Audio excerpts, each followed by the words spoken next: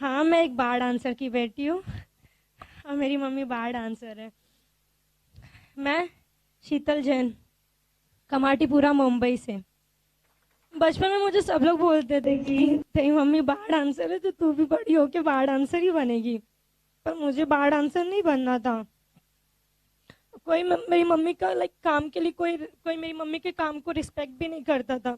पर मैं मेरी मम्मी के काम को बहुत रिस्पेक्ट देती थी। जैसे हर डॉक्टर लोग काम करते हैं, टीचर सब लोग इतना मेहनत करते हैं, बट बार डांसर ऊपर से स्टेज पे नाचने के बाद वापस से वो कस्टमर लोग के साथ पे लॉज में जाके सेक्स करते, कमाते हो, हमारे लिए कमाते, अपने बच्चों के लिए, अपने पेरेंट्स के लिए। बट सब लोग वो एरिया को और हमारी मम्मी को रिस्पेक्ट ही नहीं करते। तो मैं करती थी। पर मेरी मुझे बार डांसर कभी बनना नहीं था, मेरे अलग सपने थे। बट सब लोग मुझे ताना देते थे, लेकिन मैं सुनती नहीं थी, और ना ही मेरी मम्मी चाहती थी कि मैं कभी बार डांसर बनूं।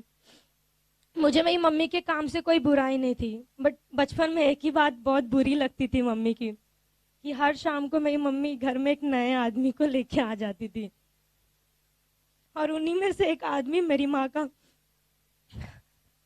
का पति बन गया, और मेरे भाई का पिता।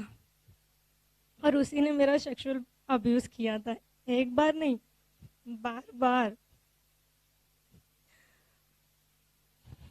उस टाइम पे मुझे समझता नहीं था कि एग्जैक्ट क्या हो रहा है। बट जब मैं क्रांति में आई, मैं उस टाइम पे पहले ही बचपन में बहुत खुद को दोष देती थी कि एग्जैक्टली क्या हो रहा है मेरे साथ और क्यों हो रहा है, इससे तो मुझे ही तकलीफ हो रही है। बट समझता नहीं था, क्योंकि उस आदमी को तो मैं तो पप्पा बोलती थी। पर जब मैं क्रांति में आई तब मुझे पता चला कि उस जो भी मेरे साथ हुआ था उसमें मेरी कोई गलती नहीं है। मैं तो छोटी थी। क्रांति एक एनजीओ है,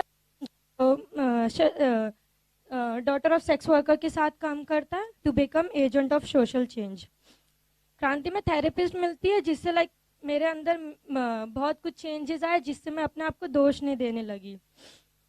बचपन में मम्मी के साथ भी रह के, फिर अलग अलग हॉस्टलों में भी रह के, मेरी बचपन से पढ़ाई बिल्कुल भी सही से नहीं हुई है। मैं सेकेंड स्टैंडर्ड में थी, फिर सेवेंथ स्टैंडर्ड में थी, डायरेक्ट जंप। मैं पढ़ी लिखी थी ही नहीं। तब मैं एक एनजीओ में गई थी, कि उसका नाम आसिस्तान था। और आसिस्तान एक कैथलिक था, तो वहाँ पे घर पे ही रहना, घर पे ही पढ़ाई करना, ऐसा था। तब मैं पहली बार 7 से डायरेक्ट 10वीं में जंप मारी थी, क्योंकि मेरी एज उतनी हो गई थी, मैं ऑलमोस्ट 14 ईयर्स की थी। और वहाँ पे रूल्स थे, बॉयफ्रेंड वॉयफ्रेंड कुछ नहीं बनाने का, सिर्फ घर में बैठने का, पढ़ाई करने का। बट जैसे हर टीनेजर का 14 एज में बॉयफ्रेंड होता ही है, तो उस टाइम पे मेरा भी एक बॉयफ्रेंड था। बट रिलेशनशिप क्या होता है उस टाइम पे कुछ पता नहीं था। लेकिन वो जब उनको पता चला, तब उन लोग ने मुझे घर पे बैठा दिया। और मेरे लिए 10वीं में रहना बहुत बड़ी बात थी, क्योंकि जो दूसरी 7वीं डायरेक्ट 10वीं में आई, उसके मेरे लिए तो बहुत बड़ी बात थी। बट मुझे घर में बैठे रहना, ऐसे ही सिर्फ पढ़े रहना, मुझे हॉस्टल में बिल्कुल नहीं पसंद था। तब मेरी मम्मी वहां से निकाली और क्रांति में डाली। जैसे क्रांति मैंने बताया, वो एनजीओ में थी। क्रांति में जो एजुकेशन सिस्टम को इतना सपोर्ट नहीं करते, जो तुम्हारा सपना है, जैसे उनने डांसिंग का बताया, किसी का सिंगिंग का, कुछ जो भी तुम्हारे अंदर टैलेंट है, वो टैलेंट को ऊपर लेके आने के लिए हर 3 महीना तुम कोई सा भी एक्टिविटी तुमको करना ही है, कुछ भी हो। तो तब मैंने ड्रम चुना था। ड्रम मेरे लिए मेरा सपना था। सपना तो मैं बचपन में देखती ही नहीं थी। बट जब भी क्रांति में मैंने 3 महीने ड्रम का कोर्स कंटिन्यू किया, बट फिर भी 3 महीने के बाद चेंज करना या कंटिन्यू करना तुम्हारे हाथ में। बट फिर भी मैं 3 महीने से ज़्यादा कंटिन्यू करी, ऑलमोस्ट 8 मंथ हो गया। तब मुझे यूएस में वॉशिंगटन डीसी में स्कॉलरशिप मिला था। मैं एक साल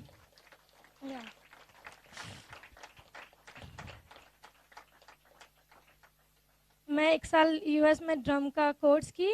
और अब जब मैं सपने देखने लगी हूँ, तो मेरा एक और सपना है कि मैं मेरे एरिया में, कमाटीपुरा में, मेरे जैसे लड़कियों को, लड़के लोग को ड्रम सिखाओ, या कुछ और। मेरे जो दो दोस्त हैं, हम लोग कमाटीपुरा में एक अपना कैफे खोलना चाहते हैं, जहाँ पे मैं मेरे एज के बच्चे लोग को, अभी का एज नहीं, बच्चे लोग को ड्रम सिखाओ, कुछ और एक्टिविटी कराओ। जैसे जब मुझे जो फैसिलिटी बचपन में नहीं मिली, मैं चाहती हूँ उनको अब मैं दिल जितना मुझसे हो सके वो करें।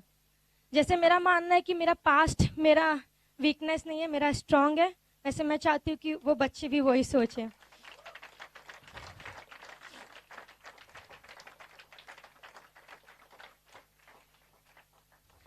वो भी अपने लाइक सपने पूरे करें, क्योंकि ये आसमान सबका है। तो मैं चाहती हूँ उनके भी लाइक ये आसमान हम सबका है, तो हमें भी वो हक मिले